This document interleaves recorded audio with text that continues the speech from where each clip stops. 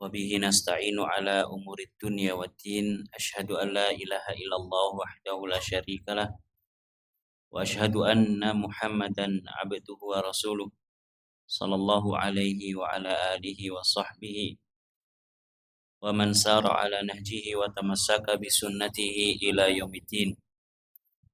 قال الله تعالى في كتابه الكريم: يا أيها الذين آمنوا اتقوا الله حق تقاته ولا تموتن إلا وأنتم مسلمون. Kita panjatkan puja dan puji syukur kehadirat Allah Azza wa Jalla. Salawat dan salam semoga senantiasa tercurahkan kepada baginda kita, uswah hasanah kita, Nabi Agung Muhammad sallallahu alaihi wasallam, kepada keluarga beliau, kepada para sahabatnya, serta segenap umat yang senantiasa setia mengikuti jalan hidup beliau dengan baik dan benar. Bapak, Ibu, dan hadirin rahimakumullah. Insyaallah kita akan melanjutkan pembahasan dari Al-Usul Ats-Tsalatsah, 3 landasan dasar yang harus diketahui oleh setiap muslim, yang mana ini merupakan bagian dari pembahasan akidah dan tazkiyatun nufus. Pertemuan-pertemuan yang lalu kita telah membahas tentang yaitu ar-raja, rasa harap kepada Allah Subhanahu wa taala. Rasa harap kepada Allah Subhanahu wa taala. Adapun ar-raja itu sendiri, rasa harap secara umum ada 3. Sebagaimana yang telah kita baca dari ungkapan Imam Ibnul Qayyim rahimahullah, war-raja'u thalathatu anwa' naw'ani mahmudani wa naw'un ghururun madhmum. Raja, rasa harap itu ada 3. 2 darinya merupakan model, merupakan macam yang terpuji, dan salah satunya adalah model yang tercela. Kata beliau, yang pertama, raja'u rajulin amila bi ta'atillahi ala nurin minallah fahuwa rajin thawabahu. Yang pertama, raja atau rasa harap yang dimiliki oleh seseorang yang dia beramal melakukan ketaatan kepada Allah Subhanahu wa taala, di mana ketaatan tersebut ala nurin minallah, dia kerjakan sesuai dengan petunjuk Allah Subhanahu wa taala. Orang yang melakukan ketaatan kepada Allah, melakukan aktivitas-aktivitas ibadah, maka ibadah tersebut harus didasari nurun minallah, cahaya dari Allah Subhanahu wa taala. Maksudnya apa? Harus didasari dengan ilmu. Tidak boleh seseorang melakukan ibadah tanpa ilmu. Setiap gerakan ibadah yang kita lakukan, setiap ucapan ibadah yang kita lakukan, semuanya harus dilandasi dengan ilmu.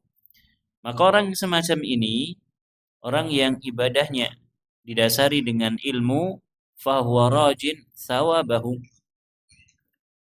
dia berharap kepada Allah Subhanahu wa taala pahala dari ibadah tersebut. Ini adalah rasa harap yang terpuji. Seseorang tidak masalah dia beramal, kemudian dia berharap balasan dari Allah dari amalan yang dia kerjakan, apapun bentuk amalan tersebut. Bahkan sekalipun hanya sebatas memberikan senyuman kepada seseorang, atau sebatas menghilangkan gangguan dari jalan, menyingkirkan batu misalkan dari jalan, maka dia berharap kepada Allah Subhanahu wa taala pahalanya. Maka ini adalah rasa harap, ini adalah roja yang terpuji. Yang kedua, wa rajulun aznaba dzunuban tsumma taba minha. Orang yang melakukan dosa. Orang yang melakukan dosa. Dia terkalahkan oleh hawa nafsunya. Dia terkalahkan oleh godaan syaitan, kemudian dia terjatuh ke dalam dosa. Dia melakukan dosa. Tsumma taba minha. Lalu dia bertaubat dari dosa-dosa tersebut. Fahuwa rajin limaghfiratillah. lantas dia berharap, dia roja kepada Allah Subhanahu wa taala, dia berharap kepada Allah maghfirahnya, ampunan Allah Subhanahu wa taala, wa afwihi, dan pemaafan dari Allah Subhanahu wa taala, wa ihsanihi wa judihi wa hilmihi wa karamihi. Dia berharap kebaikan dari Allah Subhanahu wa taala. Maka bagian yang kedua ini pun juga terpuji. Setiap hamba pasti pernah melakukan kesalahan dan dosa. Maka sebaik-baik mereka yang melakukan kesalahan dan dosa adalah yang bertaubat kepada Allah Subhanahu wa taala. Kemudian dia berharap Allah mau menerima taubatnya. Dia berharap Allah memberikan maghfirah kepadanya, ampunan kepadanya. Adapun golongan yang ketiga yaitu adalah rajulun mutamadin fit tafriti wal khataya. Orang yang dia terus dan terus melakukan kesalahan. Dia terus-menerus tafrid, meremehkan atau bermudah-mudahan dalam masalah agama. Yarju rahmatallahi bila amal. Dia berharap akan mendapatkan rahmat dari Allah Subhanahu wa taala tapi tidak dibarengi dengan amalan. Dia terus melakukan dosa misalkan, kemudian dia berharap kepada Allah, nanti Allah akan ampuni Kak. Allah kan Maha Pengampun. Allah kan Ghafurur Rahim. Allah kan Ghaffar. Ini harapan yang tidak dibarengi dengan amalan. Harapan yang justru dibarengi dengan kesalahan. Justru dibarengi dengan kedurhakaan kepada Allah Subhanahu wa taala. Maka model yang ketiga ini adalah ghurur wa tamanni, adalah tipu daya dan angan-angan kosong. Warrajaul kadzib, dan merupakan bentuk harapan yang dusta kepada Allah Subhanahu wa taala. Makanya Bapak Ibu rahimani wa rahimakumullah, ya hendaknya kita berhati-hati dari satu perkara yang bernama istidraj. Apa itu istidraj? Istidraj gambarannya seseorang diberikan kenikmatan oleh Allah Subhanahu wa taala secara istimrar, secara kontinu, terus menerus diberikan kenikmatan, diberikan kemudahan, kesehatan dan seterusnya. Namun kenikmatan, kemudahan, kesehatan dan yang lainnya yang Allah berikan kepadanya itu justru dia gunakan untuk bermaksiat kepada Allah Subhanahu wa taala. Ini namanya istidraj. Dielu-elukan. Dia diberikan kebaikan tapi dia membalas dengan keburukan. Ini adalah istidraj. Terus bagaimana? Nanti Allah Subhanahu wa taala akan memberikan balasan. Maka hendaknya kita hati-hati. Ya jangan sampai kenikmatan yang kita rasakan, kemudahan yang kita dapatkan itu menjadi istidraj untuk kita. Jangan sampai menjadi istidraj untuk kita. Kemudian pembahasan malam ini yaitu adalah masih terkait dengan roja. Pertemuan yang lalu, di akhir pertemuan kita sampaikan bahwa muharrikatul qulub, hal-hal yang bisa menggerakkan hati selain rasa harap kepada Allah Subhanahu wa taala, yaitu adalah rasa takut kepadanya dan juga rasa cinta kepada Allah Subhanahu wa taala. Ada sebuah pertanyaan, fa in qila fal abdu fi ba'dil ahyan qad la yakunu indahu mahabbatun tab'atsuhu ala talabi mahbubihi. Seorang hamba terkadang dalam beberapa keadaan dia tidak memiliki rasa cinta. Tidak ada kerentek dalam hatinya yang mendorong dirinya untuk mencari hal-hal yang dia cintai. Perkara-perkara yang Allah cintai. Fa ayyu syai'in yuharrikul qulub. Kalau demikian keadaannya, lalu apakah sesuatu yang mungkin bisa menggerakkan hatinya? Gambarannya seorang hamba mungkin dalam satu kondisi tertentu dia rasa cintanya pupus kepada Allah Subhanahu wa taala. Rasa cintanya pupus kepada Allah Subhanahu wa taala.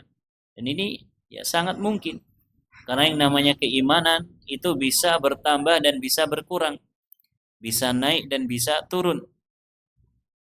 Dan dia sangat mempengaruhi rasa cinta hamba kepada Allah Subhanahu wa taala. Lalu bagaimana jika demikian keadaannya? Qulna yuharrikuha syai'an.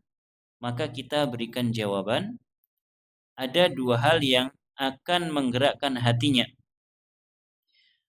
Yang pertama, ahaduhuma kasratu dzikri lil mahbub, yaitu adalah dengan banyak berzikir, banyak mengingat, banyak menyebut-nyebut al-mahbub, zat yang dia cintai, yaitu Allah Subhanahu wa taala. Kita ulangi lagi, terkadang seseorang dalam keadaan tertentu imannya down, imannya turun, sehingga mempengaruhi rasa cinta dalam hatinya kepada Allah Subhanahu wa taala. Terus bagaimana dong solusinya? Solusinya yang pertama, banyakin zikir.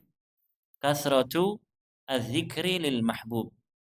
Perbanyak zikir kepada Allah Subhanahu wa taala. Kenapa demikian? Li'anna kasrata zikrihi tu'alliqul quluba bihi. Karena dengan memperbanyak zikir kepada Allah, ini akan menjadikan hati bergantung kepada Allah Subhanahu wa taala. Hatinya akan nyambung dengan Allah Subhanahu wa taala, akan connect dengan Allah Subhanahu wa taala. Dan saya kira, bahkan saya yakin, masing-masing kita pernah merasakan kondisi yang demikian. Kondisi di mana lagi males-malesnya, lagi futur-futurnya. Males, mau sholat males. Mau, ya jangankan sholat, mau bangun saja males. Apalagi ditambah dengan mungkin ya sedang kena masalah. Semakin tambah males. Sehingga dia futur. Dia berkurang keimanannya. Sehingga hatinya pun juga berkurang rasa cintanya kepada Allah Subhanahu wa taala. Maka dalam keadaan semacam ini hendaknya dia bangkit, kemudian memperbanyak zikir, memperbanyak ingat kepada Allah Subhanahu wa taala. Walihada amarallahu azza wa jalla bidzikril katsir. Karena itu Allah perintahkan supaya kita banyak berzikir. Allah perintahkan berzikir dengan jumlah yang banyak. Allah perintahkan kita supaya kita perbanyak zikir, ingat kepada Allah Subhanahu wa taala. Allah berfirman, "Ya ayyuhalladzina amanu dzkurullaha dzikran katsira wasabbihuhu bukratan wa asila." Wahai orang-orang yang beriman, uzkurullah, ingatlah Allah Subhanahu wa taala. Berzikirlah kalian kepada Allah dzikran katsira, dengan zikir yang banyak. Allah perintahkan kita supaya kita memperbanyak zikir. Apa sih susahnya kita berzikir? Ya kan? Hadirkan hati, kemudian lisannya, mulutnya sambil bergerak, sambil jalan, sambil masak, sambil nunggu antrian, sambil nyetir, dan seterusnya. Bisa kita manfaatkan untuk berzikir. Kenapa kita lebih mudah untuk scroll layar HP kita dibandingkan berzikir? Padahal kita nanti akan diminta pertanggungjawaban oleh Allah Subhanahu wa taala. Kita akan ditanya. Kita yang berzikir akan diminta pertanggungjawaban atas zikir kita tersebut. Ditanya, kamu ngapain hari ini jam segini? Ketika kamu di sini kamu ngapain? Kita akan menjawab, saya berzikir ya Allah, saya mengucapkan kalimat tasbih, tahlil, takbir, tahmid misalkan. Kita akan ditanya. Dan jawabannya kalau kita berzikir, alhamdulillah. Namun kalau kita ditanya kemudian justru jawaban kita adalah yang lainnya. Ya, waktu itu saya sedang ini ya Allah, waktu itu saya sedang ini. Dan semuanya akan mengakui apa yang mereka perbuat. Maka tentu yang memberikan jawaban dengan jawaban yang baik akan lebih bermanfaat untuk kita. Ya ayyuhalladzina amanu dzkurullaha dzikran katsira. Orang-orang yang beriman, Ingatlah Allah. Berzikirlah kepada Allah dengan zikir yang banyak.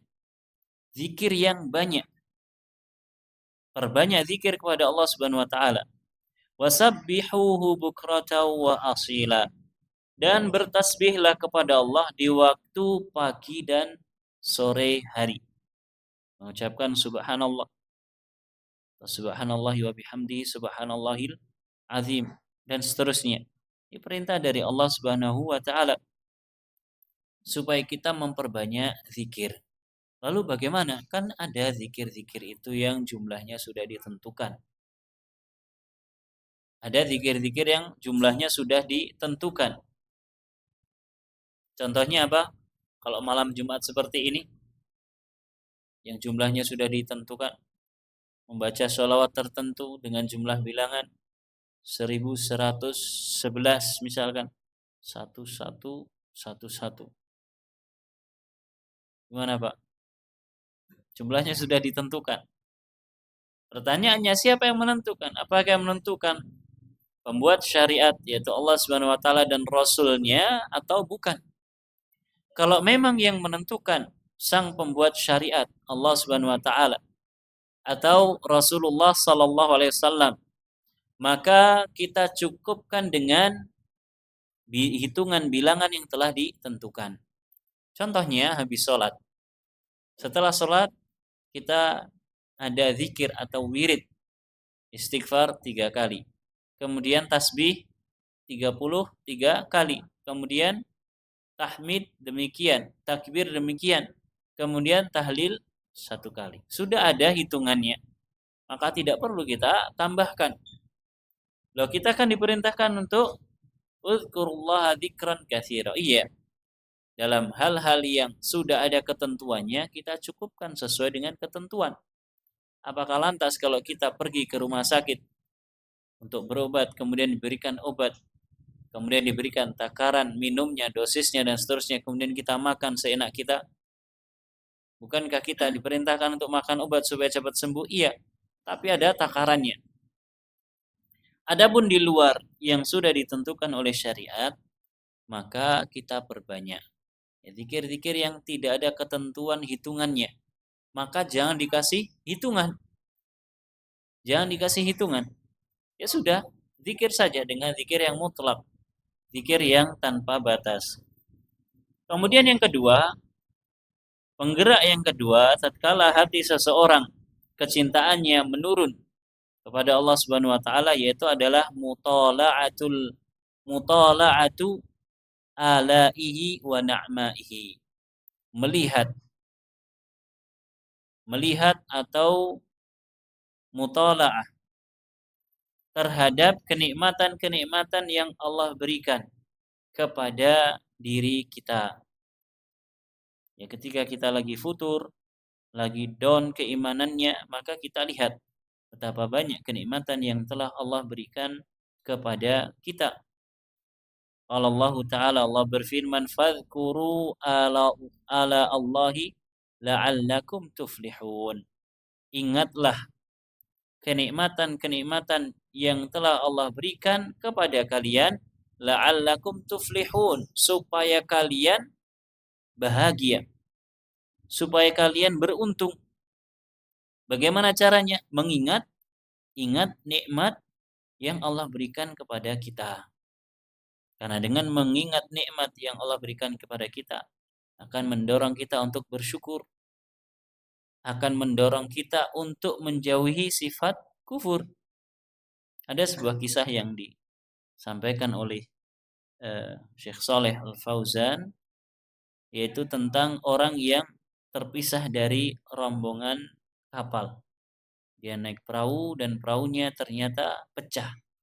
Kemudian dia minggir ke satu pulau, lantas dia berhasil mendarat di pulau tersebut dengan selamat, sendirian.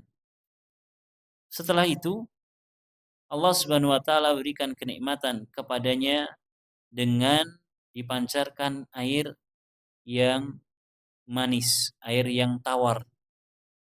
Karena manusia tidak bisa minum air laut.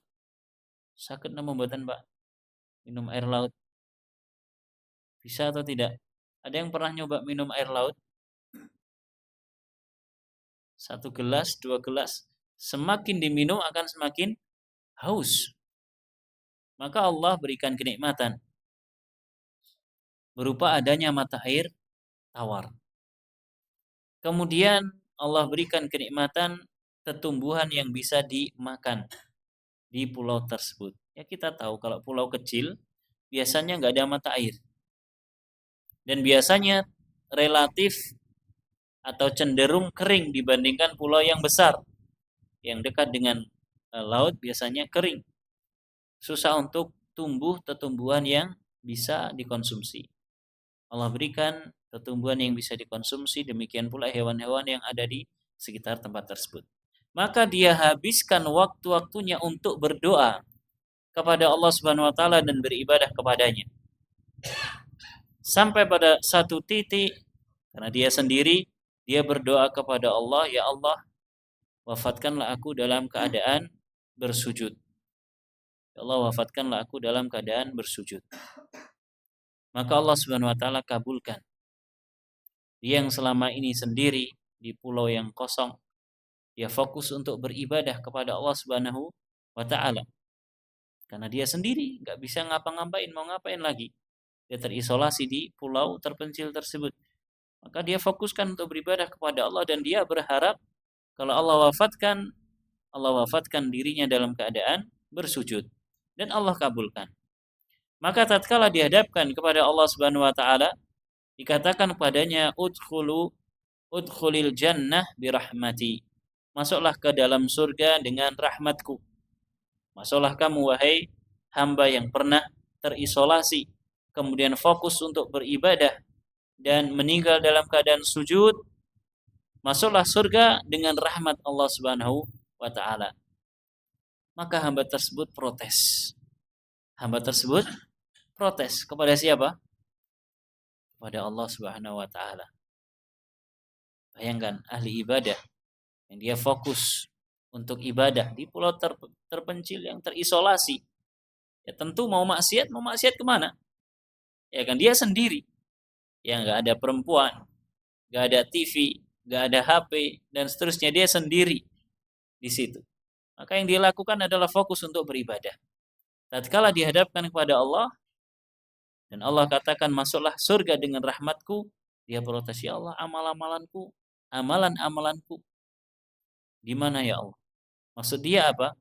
Saya telah beramal dengan amalan yang banyak, masa engkau masukkan aku dengan sebab rahmatmu? Kenapa engkau tidak masukkan aku dengan sebab amalan-amalan yang telah aku lakukan?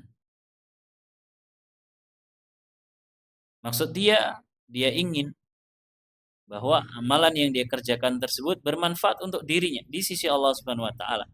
Maka kemudian Allah Subhanahu wa taala perintahkan malaikat untuk menimbang amalan yang dia lakukan dengan kenikmatan yang pernah dia rasakan ketika di dunia. Datanglah malaikat kemudian ditimbang, ternyata seluruh amalan yang pernah dia lakukan di dunia itu hanya sebanding dengan kenikmatan mata dia. Pertanyaannya, apakah kita memiliki mata itu adalah sebuah kenikmatan? Nikmat atau pembuatan? Nikmat. Coba bapak-bapak atau ibu-ibu yang belum menggunakan kacamata, betapa nikmatnya. Kita yang sudah pakai kacamata, kalau kacamatanya ketinggal, repot. Ya, buat melihat belereng ini kenapa bahasa Indonesia ini? Kabur. Ini masih kacamata, masih kenikmatan mata yang dikurangi sedikit ukuran atau kemampuannya. Kenikmatan yang dirasakan oleh orang tersebut, atau maaf, ibadah yang dilakukan oleh orang tersebut hanya sebanding dengan kenikmatan mata yang Allah berikan kepadanya. Maka pada akhirnya Allah katakan, udkhuli annar, masuklah kamu ke neraka saja. Pripun Pak kira-kira? Masuklah ke neraka saja. Ketika merasakan neraka, maka dia memohon lagi kepada Allah supaya dikeluarkan dari neraka. Lalu Allah mengatakan, akhrijhu minan nar wa adkhilhul jannah birahmati. Keluarkan dia dari neraka dan masukkan ke dalam surga dengan rahmat Allah Subhanahu wa taala. Kesimpulannya apa? Kenikmatan yang Allah berikan kepada kita itu sangat banyak. Kalau kita curahkan seluruh usia kita untuk beribadah kepada Allah, kemudian ibadah tersebut digunakan untuk menebus kenikmatan duniawi ini saja, tidak cukup. Apalagi kenikmatan surgawi. Kenikmatan duniawi saja tidak cukup. Siapa yang setiap hari Bapak Ibu di antara kita yang berdoa kepada Allah minta supaya matanya dijaga kesehatannya oleh Allah Subhanahu wa taala? Siapa yang setiap pagi berdoa seperti itu? Atau bahkan setiap jam? Mungkin kita enggak ada. Lalai kita dengan kenikmatan yang Allah berikan kepada kita berupa mata. Belum lagi pendengaran, belum lagi suara, belum lagi kaki, tangan, indera peraba, indera perasa, penciuman. Beberapa tahun yang lalu ketika virus COVID tersebar, banyak di antara kita yang hilang penciuman. Ada yang merasakan Bapak Ibu? Ada atau semuanya pernah merasakan? Rolasan enak no betul. Makan siang enak atau tidak? Berkurang rasanya. Padahal yang hilang adalah indera penciuman. Tapi kita makan nggak merasakan nikmatnya. Iya, manis, asin kita rasakan, gurih kita rasakan. Tapi aroma makanan tersebut tidak kita rasakan. Ini masih indera penciuman. Seluruh ibadah yang kita lakukan kalau digunakan untuk menebus kenikmatan duniawi yang Allah berikan tidaklah cukup, apalagi kenikmatan surgawi. Karenanya ketika kita sedang futur, sedang down keimanan kita, maka hendaknya kita ingat-ingat kenikmatan yang Allah berikan kepada kita. Ayat yang berikutnya yang dibawakan, wa ma bikum min ni'matin faminallah. Kata Allah, tidak ada kenikmatan sedikit pun yang kalian dapatkan kecuali semuanya datang dari Allah. Sedikit kenikmatan saja itu datangnya dari Allah. Apapun bentuknya. Apapun bentuknya. Semuanya datang dari Allah Subhanahu wa taala. Allah juga berfirman, wa asbagha 'alaikum ni'amahu zahiratan wa batinah. Allah Subhanahu wa taala telah melimpahkan kepada kalian semua kenikmatan-kenikmatannya, baik yang nampak ataupun yang tidak nampak. Wa fi anfusikum afala tadhakkarun. Dalam diri kita ini terdapat tanda kebesaran Allah Subhanahu wa taala. Kenikmatan yang Allah tampakkan kepada kita. Apa kira-kira, Pak?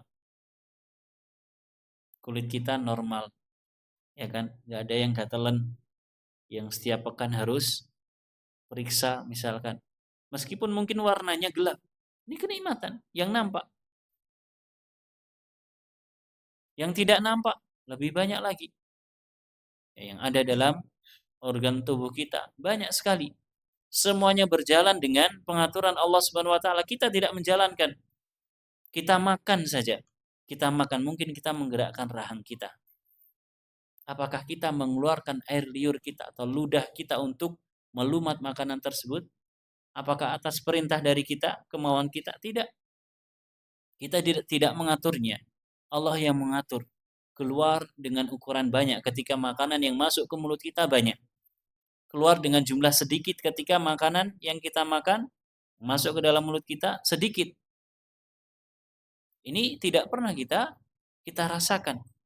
Atau tidak pernah kita sadari. Dan Allah Subhanahu wa taala melimpahkan semuanya kepada kita. Itu adalah kenikmatan dari Allah Subhanahu wa taala. Ketika kita makan pedas, apa respon tubuh kita? Ya pedesan. Ya kan? Ada responnya? Ada. Kenapa ada respon? Supaya kita mencari penawarnya.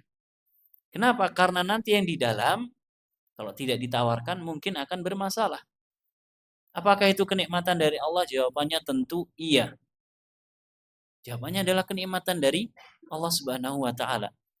Semua kenikmatan yang nampak ataupun yang tidak nampak, Allah yang memberikannya kepada kita. Karena itu Allah mengatakan wa in ta'uddu ni'matallahi la tuhsuha.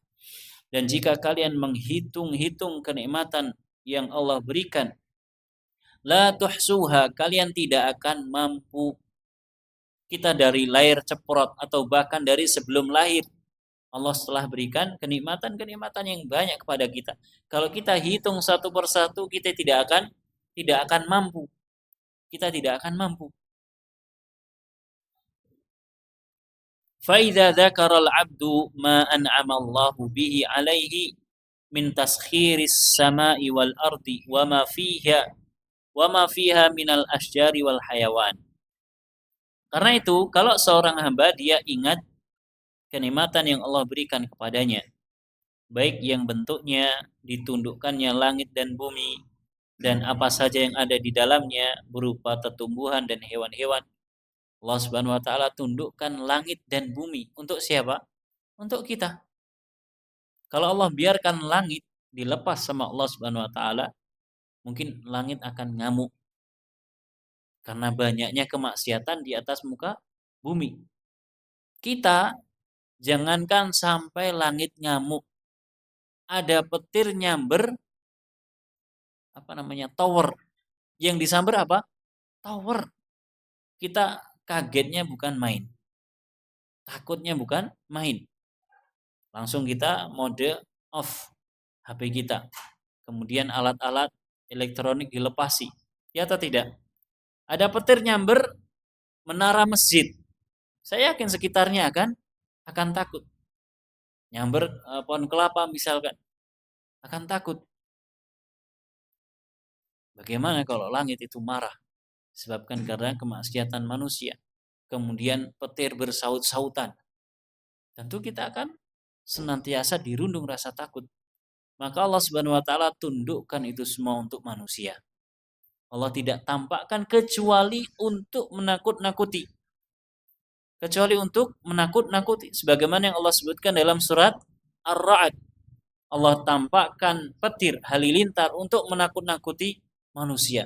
Pun masih ada manusia yang nantang. Masih ada saja orang yang semacam itu. Demikian pula bumi. Allah tundukkan bumi untuk kita. Allah tundukkan bumi untuk kita. Coba kalau Allah tarik gaya gravitasi bumi. Kira-kira kita melayang atau tidak? Melayang lagi naik motor, kemudian gaya gravitasi dilepas sama Allah. Kita melayang. Enggak sampai tujuan, enggak bisa belok dan seterusnya. Allah tundukkan untuk kita. Kita bisa bertani, kita bisa mengalirkan air, kita bisa membangun bangunan di atasnya dan seterusnya. Allah tundukkan untuk kita. Demikian pula tumbuhan dan hewan-hewan. Wa ma asbagha alaihi minan ni'ami al-batinah minal imani wa ghairihi. Dan jika seorang hamba dia ingat terhadap kenikmatan yang Allah limpahkan kepada dirinya berupa kenikmatan-kenikmatan yang sifatnya batiniyah seperti keimanan dan selainnya, fala budda an yuthira dzalika indahu ba'ithan. Maka jika dia ingat kenikmatan-kenikmatan tersebut, maka pasti dia akan terdorong. Untuk apa? Untuk mencintai Allah Subhanahu wa taala, untuk berharap kepada Allah Subhanahu wa taala. Wa kadzalikal khaufu tuharrikuhu mutala'atu ayatil wa'idi waz-zajari wal 'ardi wal hisabi wa nahwihi. Demikian pula lawan dari ar-raja, rasa harap, yaitu al-khauf, rasa takut. Rasa takut kita kepada Allah Subhanahu wa taala bisa kita pupuk. Bagaimana caranya? Caranya kita melihat tanda-tanda yang menunjukkan kepada ancaman-ancaman Allah Subhanahu wa taala. Tanda-tanda ayat-ayat yang menunjukkan bahwasanya kita akan ditampakkan di hadapan seluruh makhluk amalan-amalan yang telah kita lakukan di dunia. Demikian pula kita akan dihadapkan satu persatu kepada Allah Subhanahu wa taala untuk dihisab. Maka ketika kita melihat ayat-ayat yang semacam itu, tanda-tanda yang semacam itu, akan tumbuh rasa takut kepada Allah Subhanahu wa taala.